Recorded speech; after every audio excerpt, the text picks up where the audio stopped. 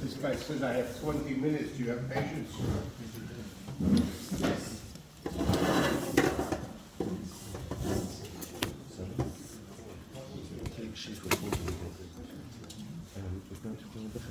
Okay, who thinks they need a job to be a Sandek? No, it's Actually, quite draining. I'd like to explain what it is, and then do the end of my job. Get back to the show. First of all, welcome to Liat and after. All the brachas which come together with the Bris. You should be married for you, your wife, your children, and this new little Aриאל Yosef Chayim. But I do want to explain a bit what a Sandek is. In English they call it Godfather. And I always think of Marlon Brando, you know what I mean? But really, what is it? You know, they'll say that the first Sandek was God. Medrash in Tehillim, a picture of Lazar, that God was the Sandek for Avraham Avinu's Bris. It was pretty rough. He was a bit scared, so God was the Sandek. We know that David HaMelech, King David, praises himself that every organ in his body, he used it in religious service. And he says, well, I use my knees to be a Sandek. Seems to be quite important. Sandek is translated in the a book called the Aruch as representative, lawyer, representative. I represent the Father and to bring him into a covenantal relationship with God. That's why the din is that a Sandek is called the Baal Bris, actually more than a Moyer. As far as the Aliyah is concerned, that once you get the Aliyah is first the Baal Bris, Sandek and Aliyah is the Moyer. And he's the Iker, he's the principal Baal Bris. He's the one that brings the child into this covenantal relationship. I'd like to explain what this is and its relevancy to us. And it goes as follows. What is a covenantal relationship? Most of us are married. We've entered a covenantal relationship with our spouses. What is a covenantal relationship? Well, first and foremost, we obviously merge into a unit of one. And one would say that we well, if I will use a pun on old lyrics, can't live if living is without you. Literally, it means we merge into one personality. My pain is yours, your joy is mine. As my mother-in-law always used to say in Yiddish, "Aber schluft genickt auf ein Kissen, hat man einen Kopf." You sleep enough on one pillow, you get one mindset. She was a Miles and Einikel. This is the way it is.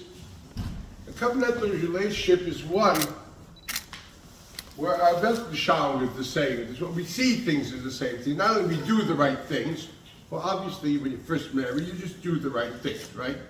But ultimately you grow and mature, and you merge your personalities and your aspirations and dreams, and you really become one. You know what a bris is? The bris we just did.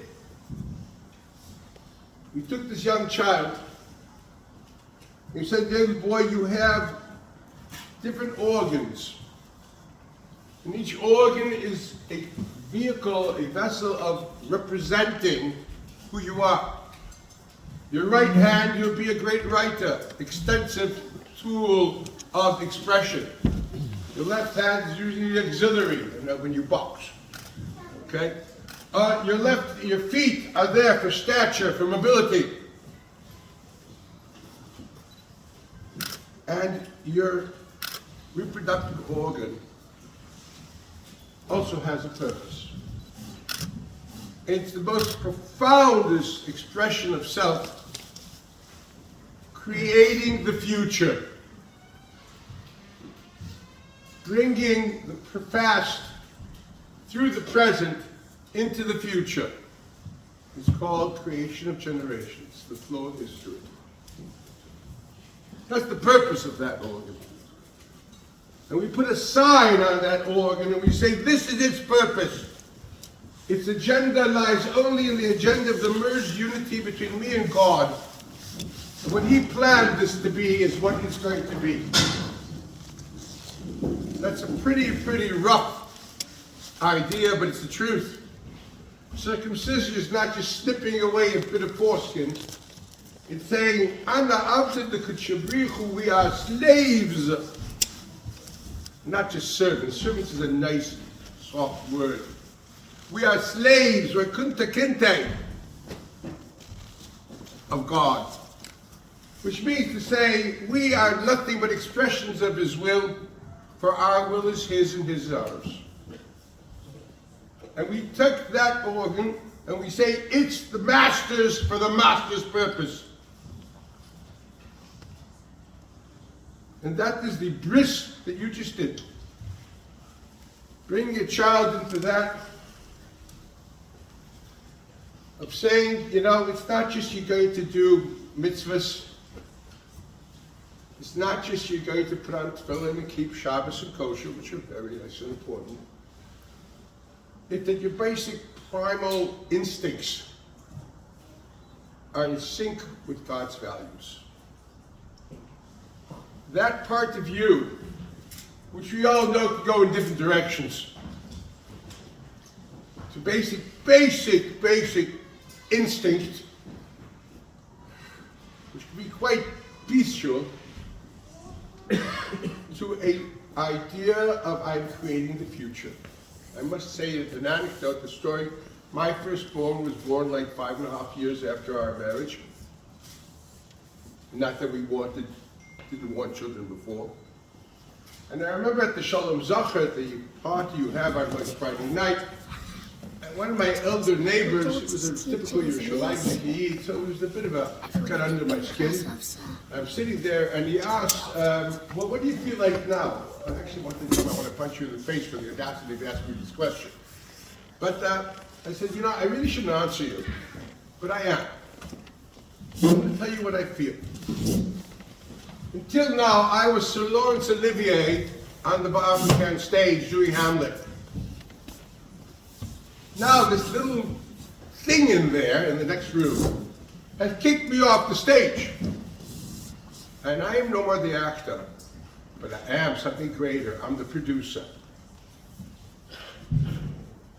Hopefully I'll be the director. I doubt if he'll let me write the script.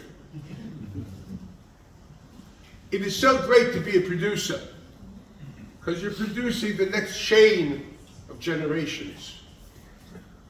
The Mishnah says in Adriot that one of the things that the father bequeaths the child are past generations, the accumulation of history, of values that we've accumulated through generations. Through going through the different trials and tribulations of history, we've developed a certain persona, understanding of our relationship with God, and from heights to depths, that we now take in our own present and pass it on to the next generation. You bequeath your child the history of the past. You're the producer. Maybe you'll be the director. There's nothing greater than that. You know, it's why Jews are obsessed with memory and obsessed with children. You notice the most popular prayer is Yizkah. Let's face it. And Jews are obsessed with children. We live with the past and we want to continue to the future. It's called generations. People who live with bestial instincts usually don't have a past, don't care about the past.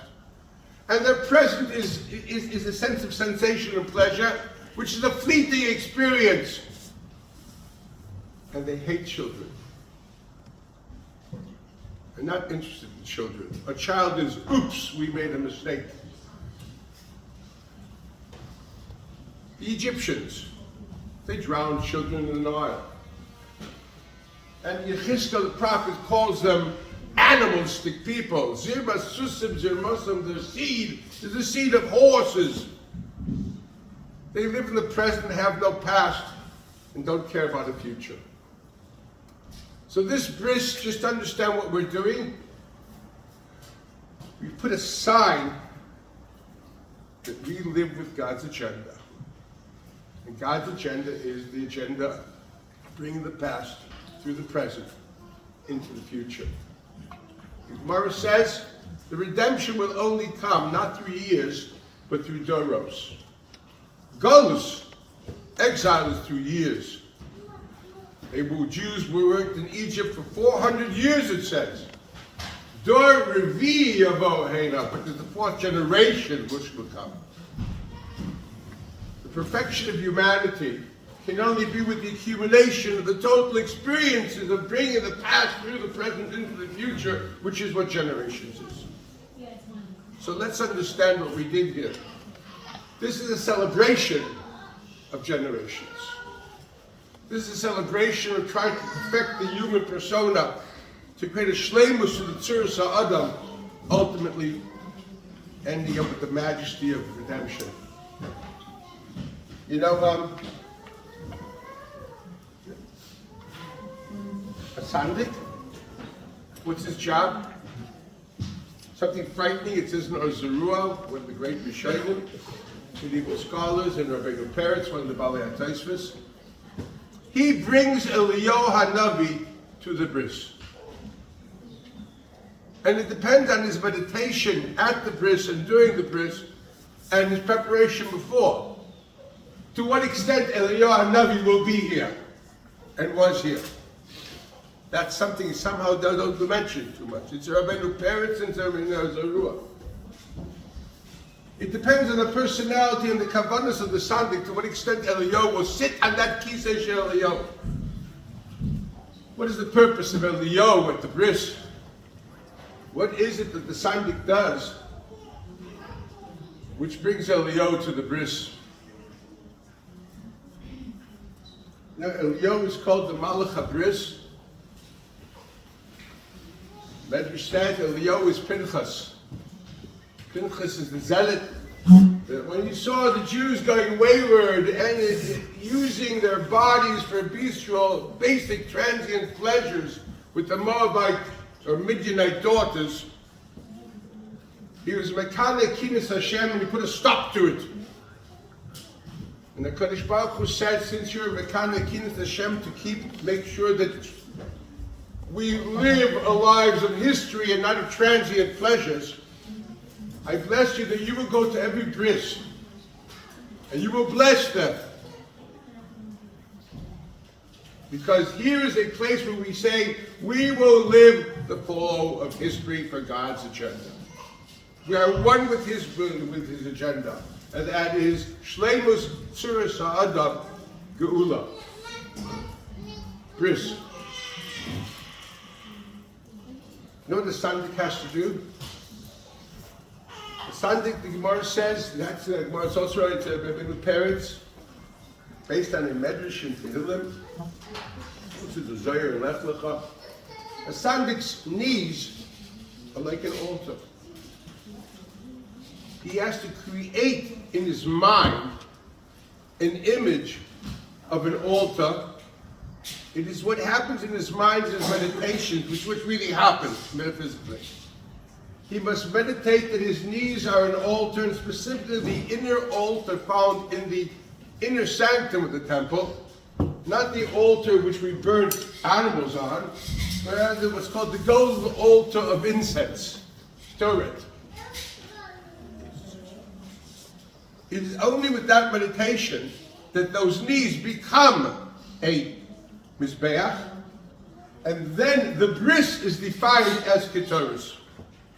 It's a hard job. I don't know why anybody wants to do it. That's why he says he has to go to the mikveh before. He has to be pure. What is this Mizbeach HaKtoros? You know, obviously we know that meditation is found in the Mizbeach, in the altar of the Karbanot is, what down in many places, in the medieval scholars, also in Zohar and Lech Lecha. You look at the animal and you say, all my animal instincts, I want to bring up to God. And there's different types of animal instincts, the shore, keves, etc. It's a big mimer, others Kiyakri. No, God's like Shylock. He wants his pound of flesh. You got to give something up of your instincts, of your animal instincts, of your behavior. Give it up. Give it up to God. First mimer, we put the Adam Kiyakri, we can. Adam Kiyakri, if you want to come close to God, be Kem, Korban Hashem. Give something of yourself up. Yes, he wants his pound of flesh. But you know what Ketores is? Ketores is not dealing with the external organs, the hand, the feet. Ketores is you take something which is, and you try to pulverize the matter as much as possible. On Yom Kippur, you pulverize more than pulverize. You do the most to make the matters really barely there. You would love it for being nothing more than molecular, if you could. And then you burn it up. You know what that represents? It represents the inner world of man, not his activities, his feelings, and his values. That's why Ketores is called in Zohar Kodesh Ketira. It's something that ties us up. The most profound connection to God is not just the world of actions, even thoughts, but your inner persona. Are you really one with Him? You know, once again, I'll take marriage as an example, because the Gemara said that marriage is an example for our relationship with God. There are times that you have to talk. But believe me, you know, tied to the hip for 51 years, there's no greater connection than the sounds of silence.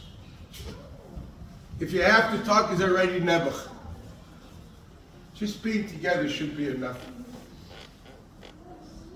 Just being together should be enough.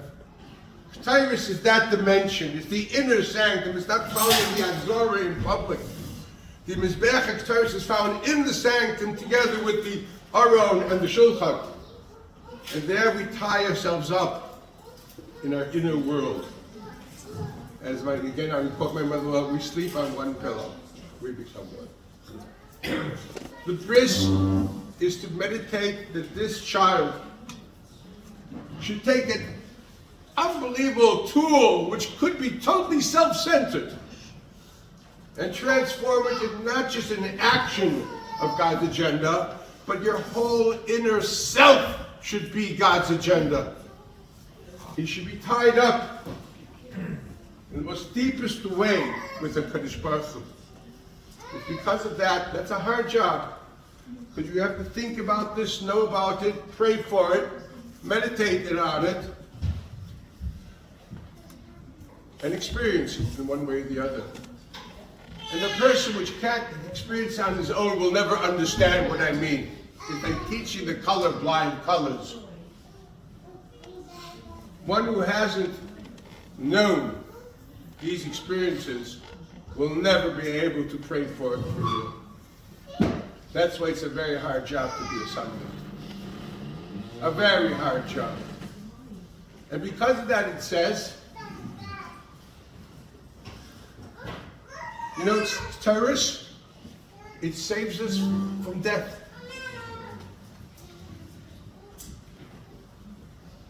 God wants to kill us, but terrorist saves us. Parshat Torah. There was a Magepa, and Moshe told Aaron, take the terrorists and go there, you'll stop the Balak HaMavis. Don't you understand what it is? Let's look at marriage again. Everybody makes mistakes. Everybody. And just saying sorry doesn't help. But you know something? If you find a place where a connection is so profound, that mistake becomes nothing more than a temporary aberration. And isn't that terrible? That's terrible. You have to be able to find a place of connection, which is beyond words, beyond actions. Where are we together for real? Then it works. Ketores can stop a magaifa. It's because of that, it says on the Sandek, that if he does his job, and he brings Eliyahu Hanavi, because Eliyahu Hanavi is the Malach of redemption. He is the one who will connect generations. Ve'eshiv levavot al banim ve'lev banim al avotam. He will bring, the Sandek will transform this Bris into a party of history, of generations, of God's agenda, of fulfillment of the human persona. Then Eliyahu will give his bracha that this will be a process of real Bris, of real Ketores, of an inner relationship with God, which is beyond and can never be torn up. At that time, it stops all carrying up. It can save us from the worst tragedies. And Klal Yisrael needs a lot of saving. A lot of people need a lot of help, and we're part of that. We can never forget it. And we need a lot of Ketores. A lot of Ketores. I don't even open the news anymore because I'm afraid to go into depression. I only listen to the news in Israel once a week.